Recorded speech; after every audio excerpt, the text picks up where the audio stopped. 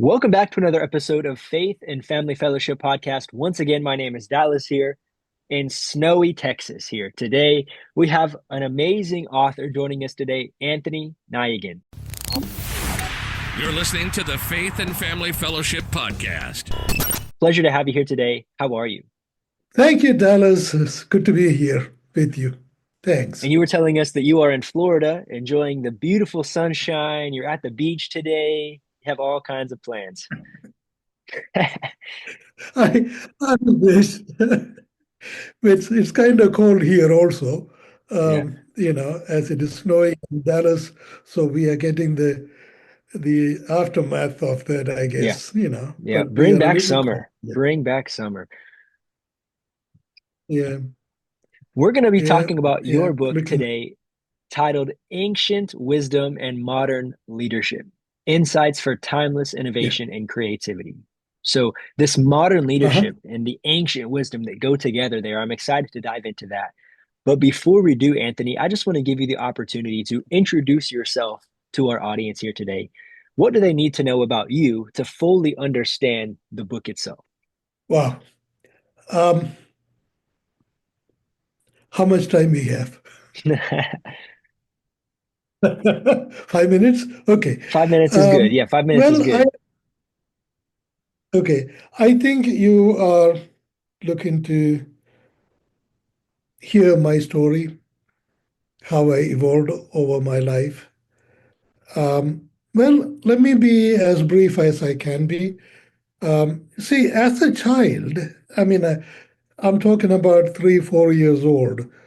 I was very spiritually aware. In other words, I was aware of the presence of Jesus and the Holy Spirit within me. Um, and my life was filled with joy, wonder, and a profound peace, if I may say so. But you see, life and predictability, it changed. When I entered a Catholic school at the age of 10, and I experienced unbelievable cruelty, betrayal, abuse, and the lack of authenticity from people I had trusted as role models and leaders, if I could say. By the age 11, I was an angry man, angry especially with God, because I blamed God for inflicting that suffering on me. So I rejected the Holy Spirit. I rejected the Jesus abiding in me and spent the next many years wandering in spiritual darkness. See, these years were marked by mistakes, struggles, a deep sense of loss, homelessness. And I sought happiness in all the wrong places: alcohol, drugs, reckless behavior, shallow relationships, you name it. I'd been through that. And I was also on the way out of the church. It didn't happen immediately, but gradually I was leaving the church.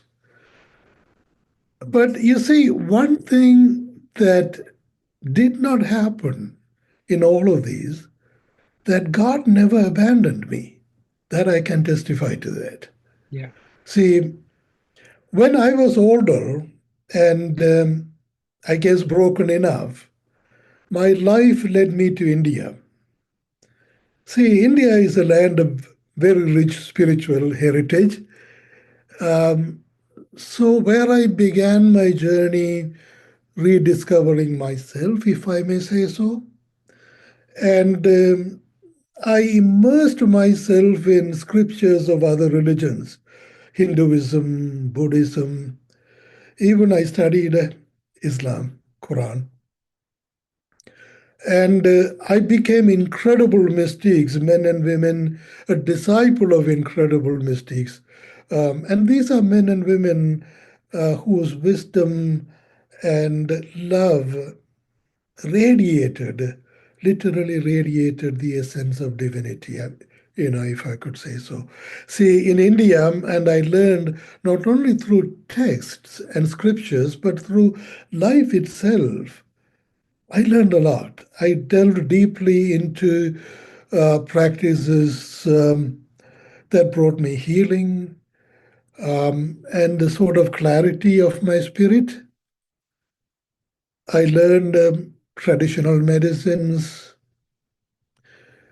and and and I did many things that are sort of seeking spiritual enlightenment. And I did feel a sort of a sense of interconnectedness with the universe, body, mind, and soul as I immersed more and more into practicing yoga, meditation, and spirituality, and readings, and all of that. And as I did all of these, see, this is the faithfulness of God, not my faithfulness, but the faithfulness of God in me. It brought me closer and closer back to Christianity. See, I started reading the Bible. Mhm. And in the Bible, I was able to discern an incredible depth and mystery in it instead of literal interpretations and theology. Yeah. I found Bible as something that is absolutely amazing, um, for spiritual discovery and even enlightenment. So Yeah. I returned from India back in the US. Um, I could say I was a little transformed by the practices I learned, but the love and grace of God that had accompanied me throughout my life, even when I couldn't feel the love, Mhm. that meant a lot to me. That I was able to see was guiding me all through um, my transformative process, if I may say so. See, one day I was living in New York and I was homeless, and it was a cold winter, I Yeah. remember. And I went inside the church seeking shelter from the frigid air. And I walked right up to the tabernacle and sat in front. And I actually, even without my awareness very much present, I think I started a conversation with Jesus. Um, I said, Jesus, I want to be happy again. Can you at least grant me that happiness? Mhm. And there was an insight came very quickly, and it was a quiet, intuitive whisper, I could describe it. And it asked, when were you happy the last? Mm. And the realization hit me immediately, and I was the happiest when I was a child before I turned 10. Oh my God, I wanted that happiness so bad, so bad. I started crying. I really wanted that happiness back. Mm. So when I opened my eyes, oh man, I longed for that innocence. I longed for that innocence and joy. Yeah. Then I opened my eyes and I encountered Jesus on the cross. He was alive. And I could witness the love. It was radiating. It was so infinite, so powerful, so compassionate. Mm. See, I really cannot find words to empirically describe what it was like. Um, I could only say that I was in the face of an incredible industrial vacuum that was drawing me towards him. Yeah. I felt like I was in the mouth of a black hole or something like that. But it was incredible. But see, that is where all my transformation started. Yeah. See, slowly I rebuilt my spiritual foundation, drawing from the wisdom and everything. It came so natural to me. Yeah. And I love drawing what you from said the there. lessons from it. You said that all of that brought you closer to Christianity, brought you closer to God, realizing that He was always there. He never Yeah, abandoned you. yeah. He never was forsaking you at He all. That's great. no, but Yeah. I mean, I had run away from him, but Hmm. he brought me back. Yep. His Well, faithfulness is incredible. thank you, Anthony, for sharing a So, little bit about your story there. I know we could go so much deeper into that story, and maybe sometime we can have you on for more of a testimonial type conversation. But I want to get into your book here today, The Ancient yeah, Wisdom and Modern Leadership. You're listening to the Faith and Family Fellowship Podcast. We'll be right back after this quick word from our sponsors. Daily Steps to Greatness, your go-to source for encouragement, motivation, and inspiration. Start your day with powerful affirmations that lift your spirit and ignite your passion. Life's challenges may overwhelm, but with Daily Steps to Greatness, you'll rise stronger, face the day with confidence, and become the best version of yourself. Tune in daily because greatness starts with a single step. Listen now on Spotify. Nava Church Marketing is your personalized, complete support marketing system that gives you the freedom to focus on the people that need you most, while they handle the rest. Nava's 3 core phrases make up their definite church marketing method that provides you with a clear path to more church engagement that leads to them entering your discipling process. Find more information at navachurchmarketing.com. That is NAVA churchmarketing.com. All of your story there that you've been sharing, what led you to write this book, and how does that relate to all of your experiences that you're defining for us today? oh wow. Um, See, a book of this magnitude, it doesn't come from my intelligence. And it was an insight I had even when I was a child. I mean, I'm going back before I was 10 years old. And see, I prayed every day, Thy kingdom come on earth as it is in heaven, and Thy will be done on earth. And Thy kingdom come on earth as it is in heaven. And God, why were you not listening to this prayer? And why we haven't had that kingdom on earth? If it is, where is it? Hmm. See, that kind of questions I had all along, all Yeah. along. And then I came to realize, you know what? It's not God was not listening to our prayer. We were not doing the will of God.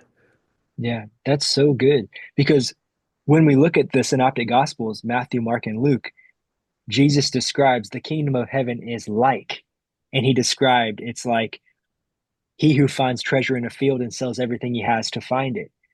The kingdom of heaven is like leaven and flour Yeah. that raises the whole loaf. And so it's not one specific thing, it's a profound mystery. And we see what the kingdom of heaven is like through the teachings of Christ. And you're Yes, right. It, it it is is God. actually, Where is the kingdom you of see, heaven? It's hard to identify that. it requires seeking. You see, there is that widow who lit up the light and she was searching inside her house. See, so it is a seeking that takes you inside. Yeah. That's what spirituality is. And Jesus describes spirituality so beautiful Yeah. in that parable. That's what it is. So, you see, I mean, again, this question I kept on asking and kept on wondering, and I knew the answer. But you see, I had to make an empirical case of it. That is what this book is all about. I mean, I cannot just say is something a mystery and here is a mystery, take it or leave it.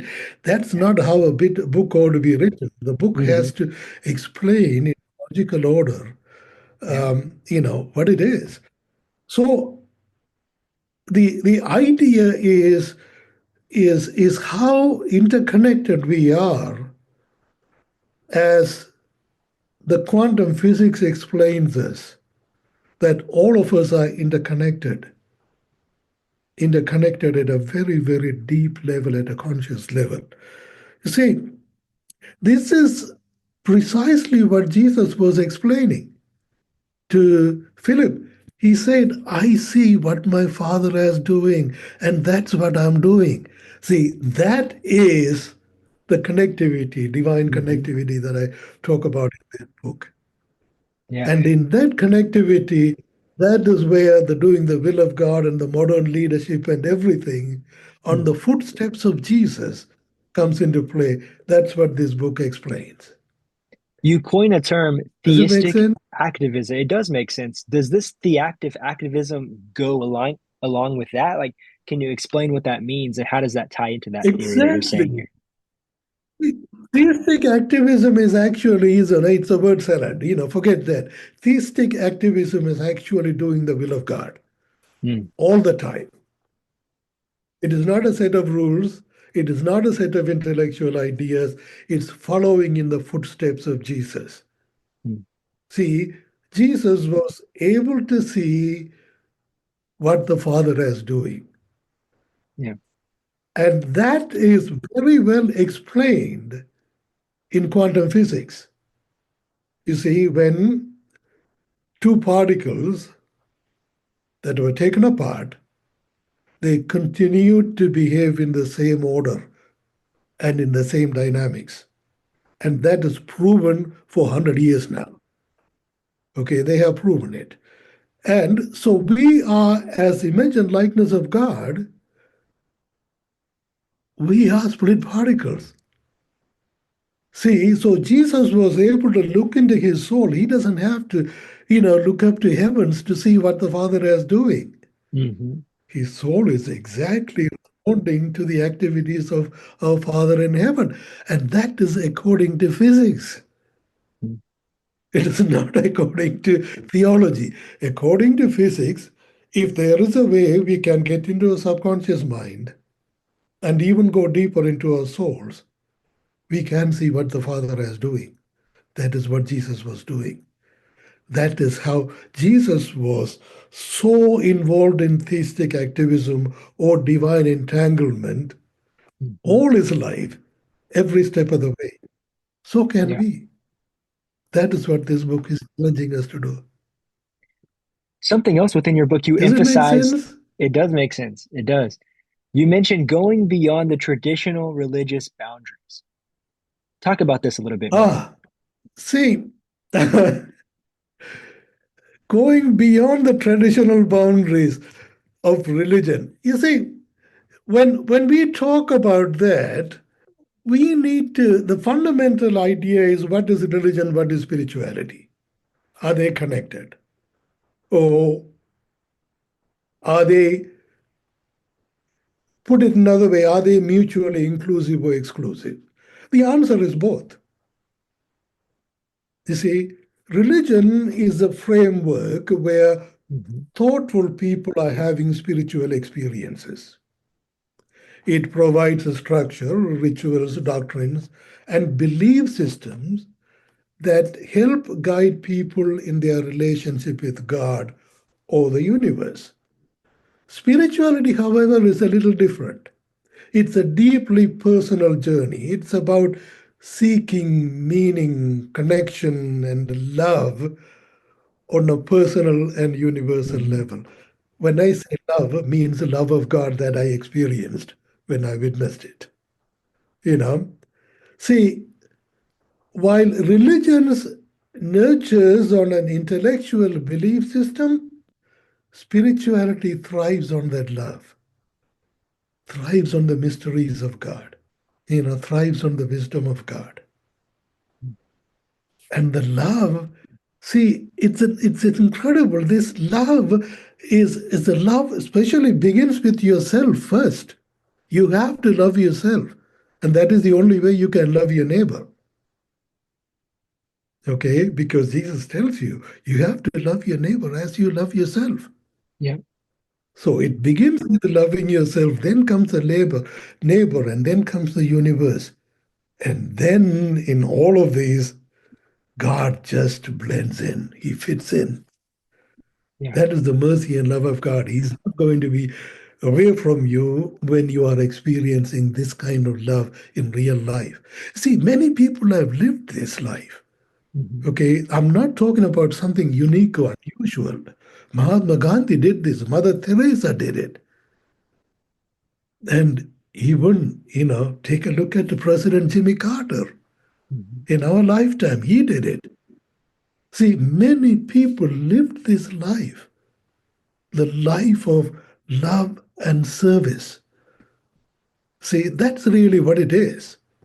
Yeah. You see, in religion, we tend to kind of categorize love in different types, like family love, romantic love, and Brotherly love. divine love, Yeah. and da Yeah. da da da. Hmm.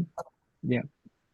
Yeah, but you see, in spirituality, there isn't. Love is an energy. It's an incredibly captivating and transforming energy. It cannot be fragmented and analyzed and described, and that and this. It Hmm. cannot. It is so ineffable. There is no words to describe it.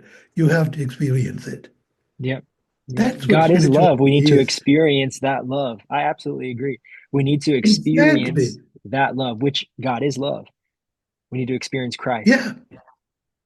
Yeah, so spirituality, it actually takes you beyond belief systems.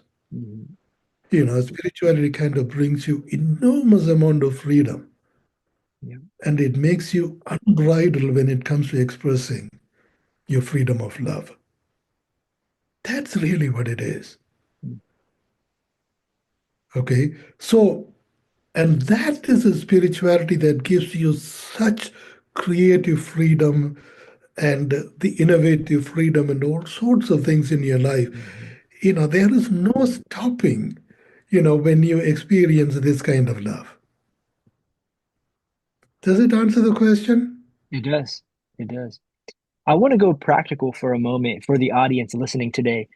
What are some practical Uh-huh. steps that our audience can lead with a greater purpose? Lead with a greater purpose. All right. Let me ask you a question. Mother Teresa founded religious groups for both men and women. There are several of them all over the world. And they continue the incredible charitable work she started even today. But have you ever noticed that no one from these groups seems to rise to the same legendary greatness of Mother Teresa? Mm, that's interesting. There is a reason for that. See, we have a church. What are we doing? The congregations that started with Mother Teresa, what are they doing? They are deeply faithful to the systems of and beliefs Mm, that Mother Teresa created and the church they created. They are excellent caretakers of the vision of Jesus and the vision of Mother Teresa. That's about it. mm, You see, however, they don't really imitate Jesus to the extent of theistic activism, or even imitate Mother Teresa to the extent of the activism of Mother Teresa herself. They don't. mm, See, so with that in mind, let's talk about connecting with your higher self and leading a life of purpose. It might sound like a big abstract idea, but it is actually something you can work on every single day with a few practical steps. The first thing to understand is that this isn't about finding some quick fix or a magic pill. Okay? It is about making small, meaningful changes that brings you closer to your true self, the part of you made in the image and likeness of God. So Yeah. let's delve into it.